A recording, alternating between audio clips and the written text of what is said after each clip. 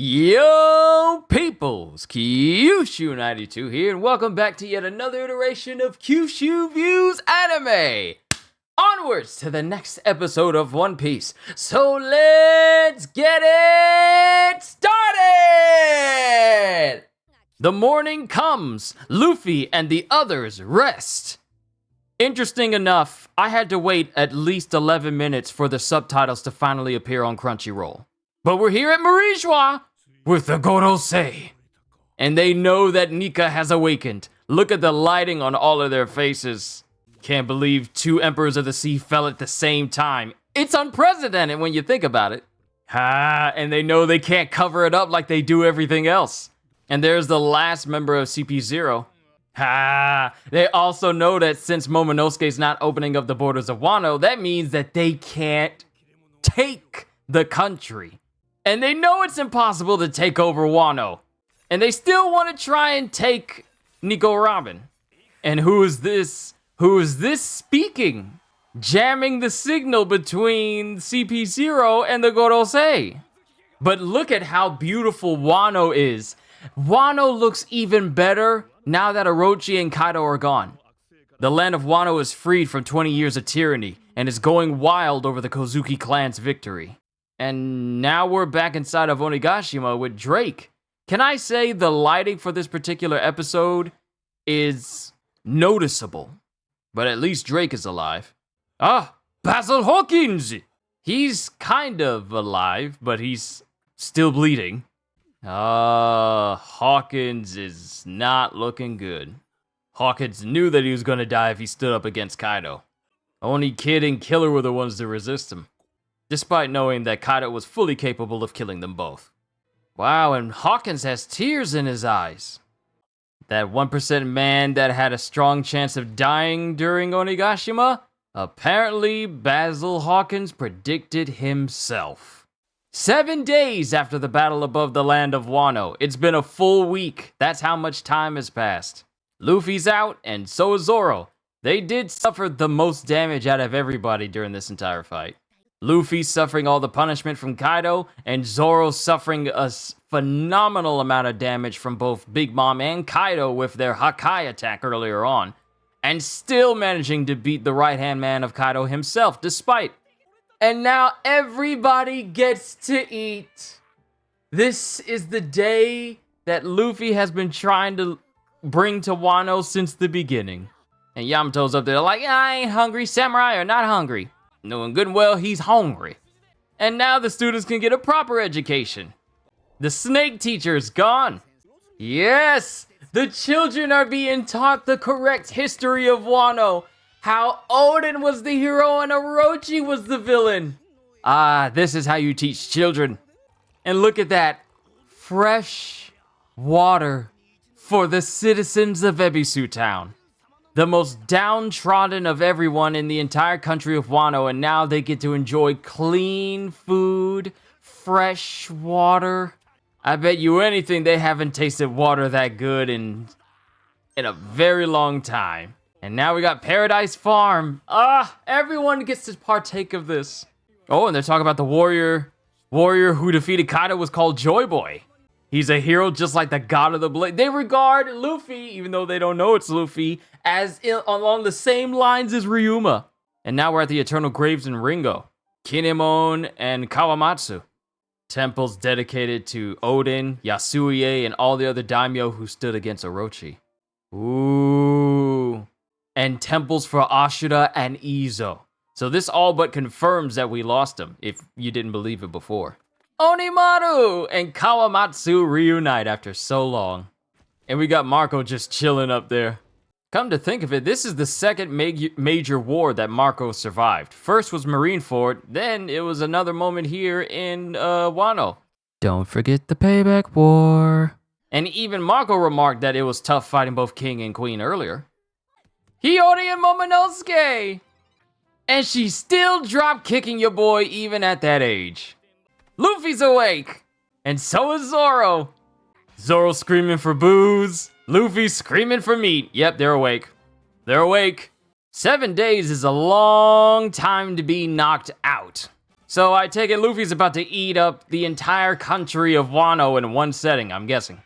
Yep, there he goes. He's getting like a whole platter of meat to himself. Just don't even bother with chewing. Just stuff it all in your face.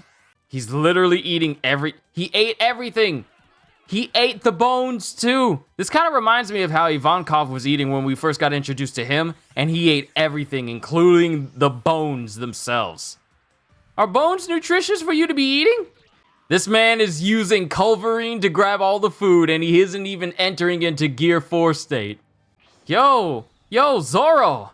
The eating aura. We have Conquerors. We have Armament. We have Observation. And now we have eating hockey.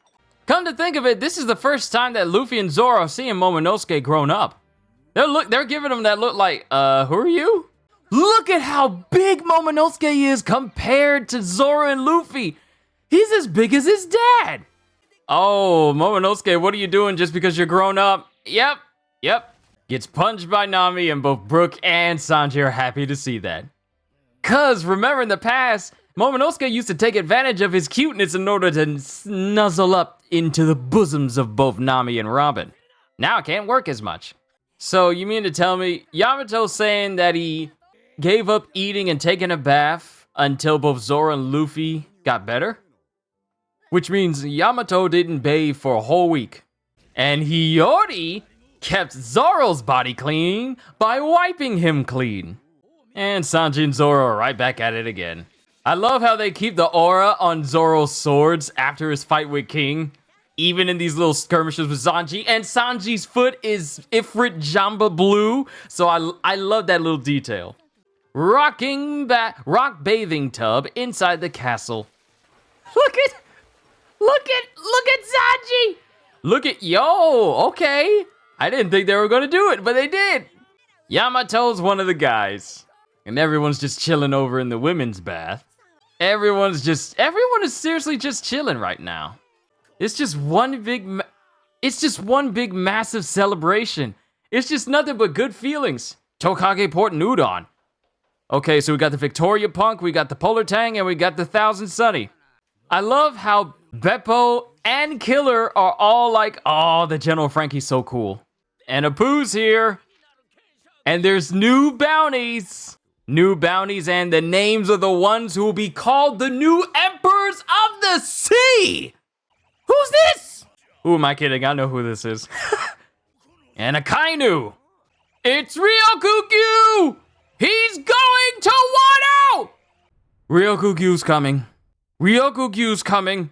The long-awaited dawn excites the people, and toast-making cheers are heard throughout the land of Wano. As the winds of the times blow violently, news of the defeat of the Emperors of the Sea sweeps across the sea. The names of Luffy and the other captains gain prominence in the world along with some new stars. On the next episode of One Piece, a celebration banquet, the new Emperors of the Sea. I'm gonna become the king of the pirates.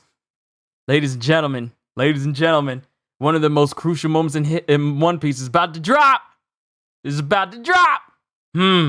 I know this is a setup episode, but I'm looking forward to the next episode that we're getting.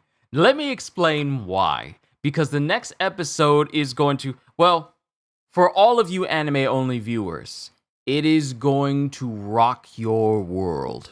That's all I'm saying about that. I enjoyed this episode. The moment where we see all of the Straw Hats together. It's good to see them. It's good to see all of them. I'm going to keep this brief because I'm already running low on time as it is. We're getting closer and closer to the end of our time in Wano in the anime. Can y'all believe it? It's been forever. It's been like how many years? 2 years? 3 years maybe? Since we've been in Wano? And now we're getting closer and closer to the end of the Wano arc. Every animator, every director, every person who took part in animation, both in Japan and in America, literally just every person who was a part of the entire Wano arc. Every phenomenal episode, every phenomenal scene, the big reveals, every voice actor. I hope everyone deserves a rest once the Wano arc is